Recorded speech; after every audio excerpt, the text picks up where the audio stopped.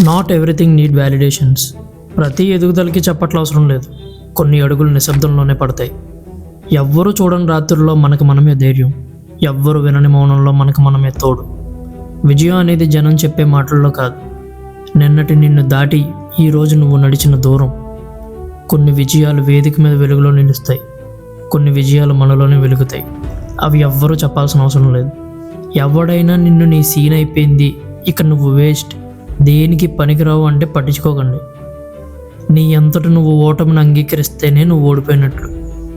మన గెలుపు ఓటమిని డిసైడ్ చేయడానికి వాడేవాడండి.